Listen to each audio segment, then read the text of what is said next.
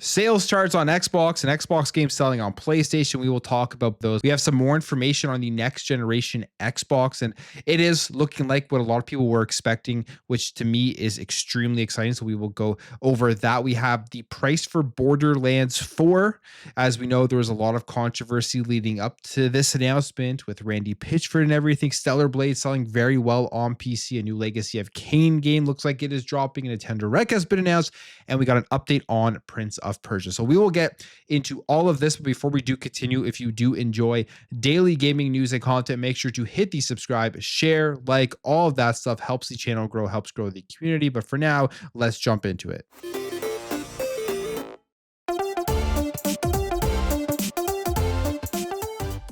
So Xbox sales charts in terms of their games selling on PlayStation 5 have been very, very good. Most of the recent releases of Xbox games onto the PlayStation 5 have been at the top of the charts, leading the way with games like Forza and Indiana Jones. And as we know, Gears of War Reloaded is now going to be coming out on the PS5, which is the remaster of the first game, 4K up to 120 FPS, all these great features that a lot of people are going to be looking forward to replaying this game in. The beta has been on. People have been jumping into the multiplayer and trying it out. And now we have some information on the actual pre-order charts here on the PS5 for Gears of War Reloaded, and Xbox continues to thrive on that platform for the sales of their games as it is on top of the charts right now. So here are the PlayStation pre-order charts. You have Gears of War Reloaded here at number 1. It is a $40 game as well, so it is on the cheaper side comparatively to other things you do see here on this list, but it is the number 1 pre-ordered game on the PS5. You have another one down here that is also a PlayStation first-party title, which is Tony Hawk's Pro Skater 3 and 4 on the list. So that is both the US and the UK PSN pre-order charts, where Gears of War Reloaded has topped it at the moment, which obviously this game was once an Xbox exclusive, but is beating out Death Stranding 2, College Football 26, and Ready or Not. And I am a little bit surprised about this one. I thought this one would sell well on the PS5. Obviously, Gears of War is a huge franchise and a huge title, but this game has been out for so long, and you would assume most people who would have played Gears of War already would have checked it out somewhere else. So I just didn't know how many people actually would have wanted to jump back into this remastered version of the game right away, but it looks like it is going to be very, very popular when it does come out. And that's good for the multiplayer community. This thing is going to be massive, and I have that feeling that we're going to get Gears of War back to where it was on the 360 days in terms of how prominent it was on the multiplayer scene. So that is pretty exciting. It is coming out in August. The beta is there now. They're testing out stuff. They're going to improve it for when this game does end up dropping. I will definitely be playing it then. I'm going to play through the single player campaign for who knows how many times now. Then I will be jumping back into the multiplayer. Don't know if I'll be as good as the multiplayer anymore as I was back in the day, but I will definitely be jumping in and playing. There was also crossplay in this game, and now we know that you can play via crossplay only consoles or crossplay with PC or crossplay with everybody. I think most people on controller are going to want to just stay playing against different console players, because you're going to have a huge advantage now with this game, obviously on PC and mouse and keyboard and stuff, quick aiming, especially in a game like this where moving around with the shotgun and stuff, if you can move faster than the other player to get that headshot and stuff, it gives you a big advantage. So I'm excited for this one now, more so than when they first announced it, just to see how many people are excited about it and playing it. And I think this is going to be a big release, especially on the multiplayer side of things. And it will be now including the PlayStation 5. One game that will have, I think, a nice boost in sales after this recent announcement that has just come out is Borderlands 4. We knew there was a controversy surrounding Borderlands 4. This announcement here makes everything even more odd about Randy Pitchford and why he even talked the way that he talked, and even had some of the comments that he had about the pricing for Borderlands 4. Seemingly, he should have just kept his mouth shut throughout this entire situation until this was announced, and there would be no controversy. But there are going to be people that are still annoyed by the things that he has said and may not end up picking this up. But it has to do with the price of Borderlands 4. It will not cost $80. They are going with the $70 price point for this game. And this is 2K, the publisher, who is making this decision. They say here that Borderlands 4 will cost $70 for its standard edition. Is also confirmed $130 Super Deluxe Edition, which includes bonus items and DLC, and then a $150 Collector's Edition, which doesn't include the game itself, which very odd, but it does include the game itself there. And they also announced plans for post-launch content for the game, including free and paid DLC, 2 new playable characters, new regions, and a new story mission have all been promised here, with full details to be revealed at a later date. If you do remember, last month, Gearbox CEO Randy Pitchford criticized on X because of his comments in a response to a fan about the price, saying that the new high-end price point adopted by Nintendo and Microsoft, which would be the $80, he commented on that saying, if you're a real fan, you'll find a way to make it happen. My local game store had Starflight for Sega Genesis for $80 in 1991 when I was just out of high school working minimum wage at an ice cream parlor in Pismo Beach, and I found a way to make it happen. That drew a lot of criticism because he was just insinuating that only real fans would go out there and spend money, $80, to go ahead and purchase Borderlands 4, which obviously there's so many different factors that play into whether somebody has the ability to go out there on day one or within the launch period to spend $80 on a game. And the other thing is, people know that games do drop in price. Like Borderlands 4 will get cheap, I would say, relatively quickly. Like, I don't think this game is going to stay even at the $70 price point for an extremely long time. So if you don't want to pick it up right away, if you don't have to pick it up right away, you can just wait and still get this at a discount at a different time. But it's good to see that they are starting off here at the $70 price point, not the $80 price point. And I wonder if people who are super pissed off about his comments on the $80, if they are going to forgive him now and go out and purchase this game day one, if they are planning to do that, if they decided the game was going to be launched at $70. All right, when we talk about exclusives, one of the major reasons why exclusives are not a good thing for games is if you don't release it specifically on PC, you're missing out on a ton of sales right away on day one. Stellar Blade released on PC, and I think this is a shining example, as the fact that it being console exclusive to the PS5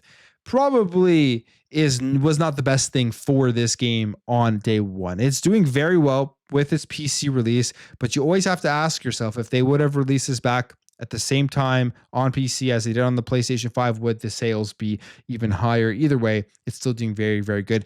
It hits 1 million sales 19 times faster than it did on the PlayStation 5 with its PC release. We see here that Stellar Blade proven that time means nothing to a good game, with the recent PC launch of the post-apocalyptic sexy slasher hitting 1 million sales in just 3 days.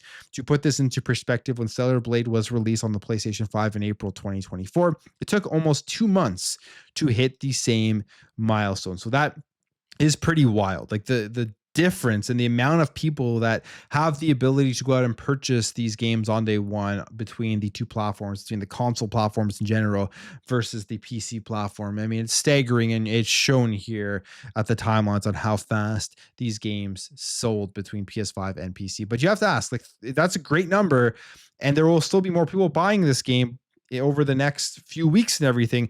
But if they would have released this day one on PC, would it overall at the end of the day have more sales? I think it would, but the game is still a success either way. If you are a Legacy of Kain fan, they did release that recent remaster of the number 1 and number 2. It was released in December of 2024. Well, it looks like another Legacy of Kain game is going to be coming. This is spotted by Gamatsu. Legacy of Kain Defiance has been rated for the PS5 and the PlayStation 4. The PS2 game has been rated in Taiwan for modern consoles, which could suggest that it will be included in the PlayStation Plus Classics games catalogs. And they say here, take control of 2 powerful and highly evolved vampires, Kain, an all-powerful demigod, and Raziel, demonic angel of death.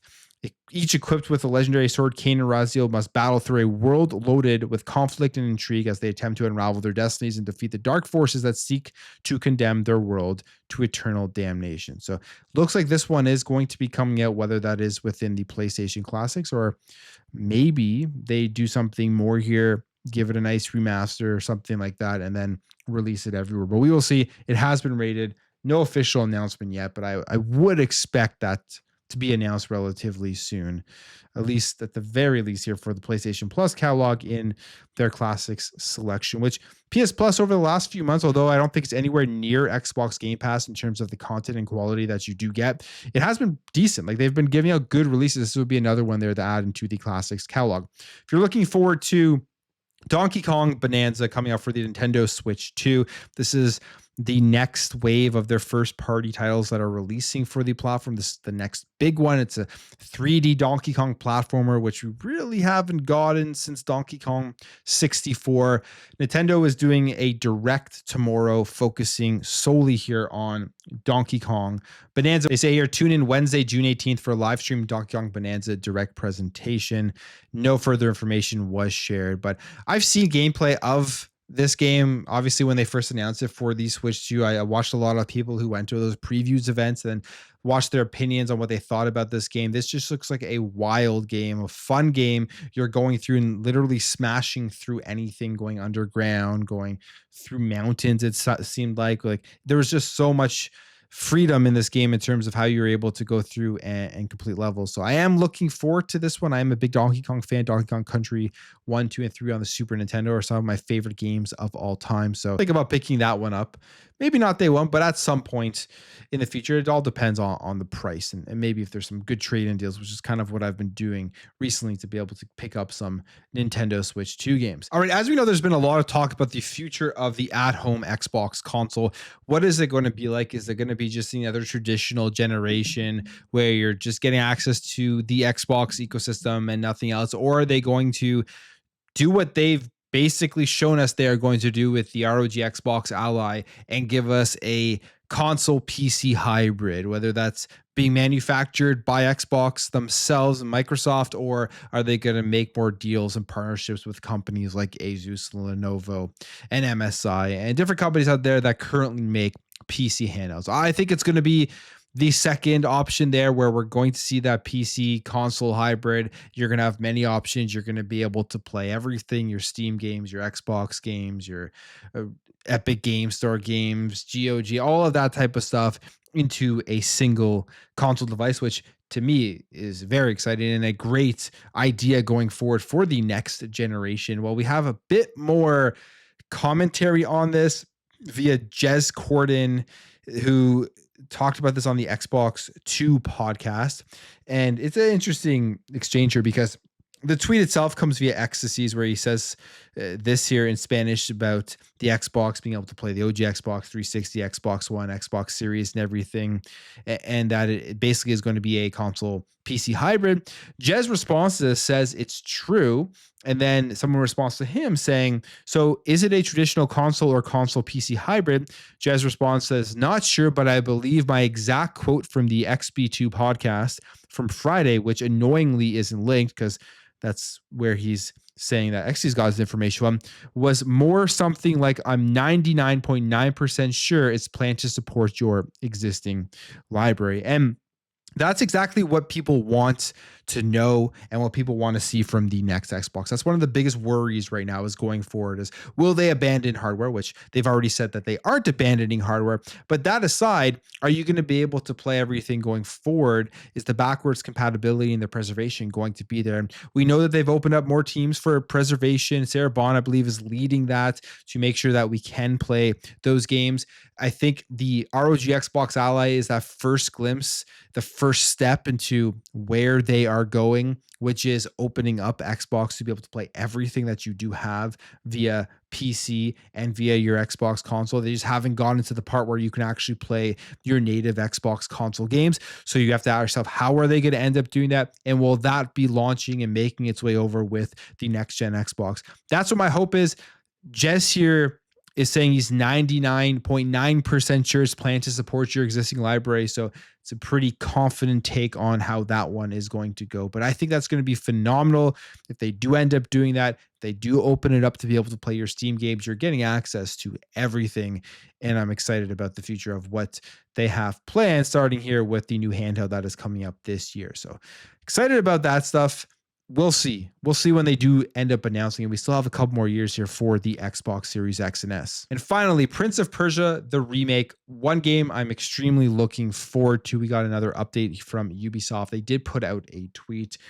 Nothing too crazy, but they do say this. Yep, we're still deep in the game, exploring, building, and ensuring the sands move with purpose. The game is being crafted by a team that truly cares, and they're pouring their hearts and a lot of coffee into every step. Thank you for sticking with us. I'm looking forward to this game. Prince of Persia is an awesome series. The first one obviously was very good and opened up a lot of new gameplay mechanics to people. So I am hoping this is one of these games that Ubisoft absolutely delivers on, and that the wait for this and delays or anything like that along the line before this game does come out will end up being worth it. But I will end the video there. If you did enjoy this video, hit that thumbs up. If you're new here, hit that subscribe, and I'll catch you guys in the next video.